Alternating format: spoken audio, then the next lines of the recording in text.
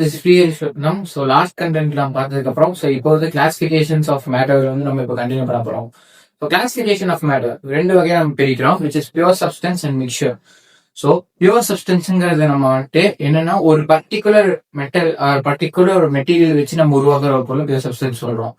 இதே மிக்சர் நம்ம ஒரு எக்ஸாம்பிள் எடுத்துக்கலாம், நம்ம டே டு டே லைஃப்ல நம்ம சாப்பிட்ற மிக்சர் எடுத்துக்கலாம், டீ எடுத்துக்கலாம். டீ பார்த்தீங்கன்னா it is mixed with milk, water, sugar, tea powder and more if you want ஏலக்கா etc. அதெல்லாம் ஆட் பண்றோம்.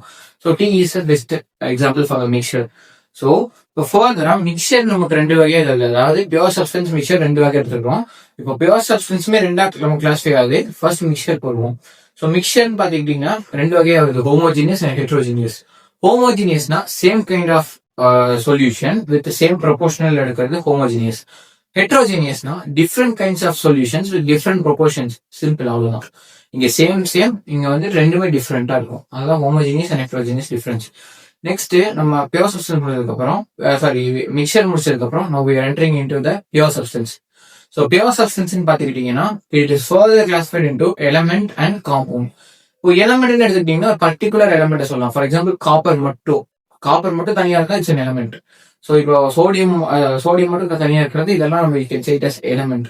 ஸோ பியூர் சப்ஸ்டன்ஸ் எலமெண்ட்ங்கிறது ஐ மீன் எது இந்த எலமெண்ட்ல தனியா இருக்கோ வித்தவுட். இப்போ copper sulphate it's not an element, வெறும் காப்பர்ங்கிறதுனால தான் சேயிங் இட் அஸ் எலமெண்ட். உங்களுக்கு புரிஞ்சிருக்கும்னு நினைக்கிறேன். இப்போ ஸோ தனியா இருக்கிற ஒரு element saying it as element.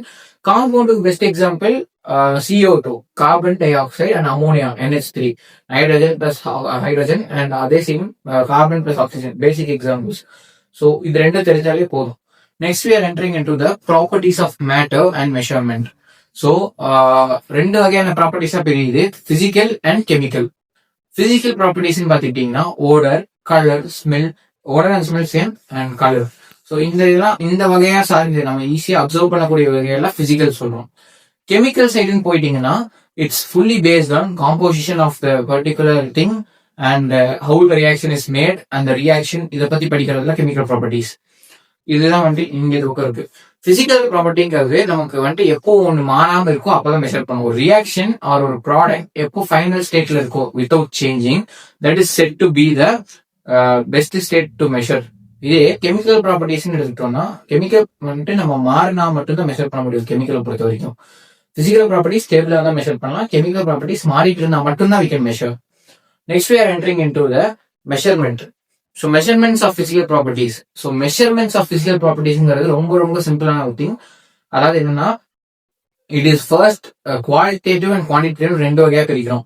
நமக்கு இங்க குவான்டிட்டி பத்தி தான் இருக்கு. குவான்டிட்டினா வந்துட்டு அளவு, குவாலிட்டினா தரம். ஸோ தரத்தை பத்தி இங்க நம்ம படிக்க போறது இல்லை. ஸோ குவான்டிட்டி அளவை பத்தி தான் படிக்க போறோம். ஃபர்ஸ்ட் வந்துட்டு பாத்தீங்கன்னா எந்த வகையா நம்ம இங்க பிரிச்சிருப்போம்னா 1960s ஒரு எஸ்டாப்ளிஷ் ஆன ஒரு மெத்தடை தான் இப்போ ஃபாலோ பண்ணிட்டு வரோம். ஸோ இப்போ கரண்டா மெஷர் பண்ணிட்டு இருக்கிற வேல்யூஸ் எல்லாமே. So mass and weight. மாஸ்ங்கிறது ஒரு பொருள் எவ்வளவு அமௌண்ட் ஆஃப் மேட்டர் இருக்குங்கிறத மெஷர் பண்றது.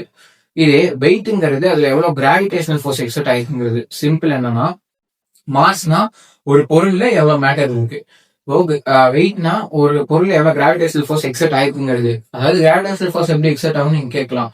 இப்போ நீங்க நான் இந்த போன், இந்த டோர், வால் எல்லாத்துலயுமே கிராவிடேஷனல் ஃபோர்ஸ் எக்ஸர்ட் ஆயிருக்க காரணத்தினால மட்டும்தான் இதெல்லாம் ஒரு இடத்துல இருக்கு. ஆர்எல்ஸ் இது எல்லாமே நம்ம பறந்துட்டு இருக்கோம்.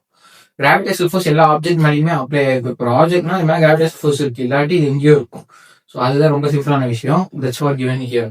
ஸோ மாஸ்ங்கிறது amount of matter exerted in it, வெயிட்ங்கிறது amount of gravitational force exerted on it. Next we are entering into the topic volume. Volume is the measurement of substance. Simple, liquid ஃபார்ம்ல உங்களுக்கு ஈஸியா சொல்லித்தரேன். இதே சால்ட்டுக்கும் கேஸ்க்கும் வால்யூம் இருக்கு. 1 litre of வாட்டர்ல 1 litre of water ஊத்துறோம்னா எவ்வளவு water இருக்குன்னு அதை மெஷர் பண்றோம். அவ்வளவுதான் வால்யூம் பத்தி. ஸோ அடுத்து we are entering into density. Density is related with mass by volume. டென்சிட்டிங்கிறது மாஸ் பை வால்யூம். ஸோ டென்சிட்டியோட SI யூனிட்னு பாத்தீங்கன்னா kg/m³ or kg m⁻³ மூணே point density. Density is related with mass and volume. Density is equal to mass by volume and its SI unit is kg m⁻³ or kg/m³. இதுதான் வந்துட்டு density பொறுத்தவரைக்கு. So next we are entering into temperature. So temperature பொறுத்த வரைக்கும் பாத்தீங்கன்னா there are 3 kinds of scale: Celsius, Fahrenheit and Kelvin. இதுல கெல்வின்ங்கிறது தான் நம்மளோட standard SI யூனிட்டை நம்ம ஃபாலோ பண்றோம். நம்ம செல்சியஸ் வந்து நம்ம ஸ்டேட் நம்ம கண்ட்ரில ஃபாலோ பண்ற மெஜாரிட்டி. ஸோ செல்சியஸ்ல இப்போ 0 இருக்குன்னா கெல்வின்ல அது வந்துட்டு மேபி வேற வேல்யூ இருக்கும், லைக் 273 அந்த மாதிரி ஏதோ ஒரு வேல்யூ இருக்கும். ஃபாரன்ஹீட்ல அது வேற வேல்யூவா இருக்கும். பட் வேல்யூஸ் தான் மாறுமே தவிர டெம்பரேச்சர் அது மூலையுமே சேமா தான் இருக்கும். வேல்யூஸ் ஆனால் மாறும். அதுக்கு நமக்கு கிளியரா ஒரு டயக்ராம் இருக்கு டெம்பரேச்சர் கீழே. So next we are entering into the conversion. So வந்து Kelvin to Fahrenheit, Fahrenheit to Celsius, இது ஒவ்வொன்றுக்கும் ஒரு ஃபார்முலாஸ் இருக்கு. ஸோ அது நம்ம பேசிக்கா நம்ம தெரிஞ்சுக்க வேண்டிய ஒரு 4 ஃபார்முலாஸை நான் வந்துட்டு உங்களுக்கு ஆல்ரெடி ஒரு ஷார்ட்ஸா போட்டிருக்கேன். So you can check it out for working out of the sums. So இன்னைக்கான கண்டென்ட் அவ்வளோதான். நெக்ஸ்ட் வீடியோ வந்து பார்க்குற வரைக்கும் தேங்க்யூ.